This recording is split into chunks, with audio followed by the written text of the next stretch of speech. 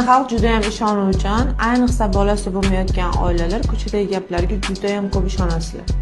Birinchi noto'g'ri tushunchangiz bu tuqqan ayol turbalari ochiq bo'ladi degan mish-mishlarga ishonishingiz. Bu noto'g'ri. Nimaga desangiz, siz oldin tuqqanmisiz, tug'maganmisiz, turbangiz ochiq yopiqligi unga qaramaydi. Hozir ikkilamchi bepishuv juda ham ko'payib ketgan.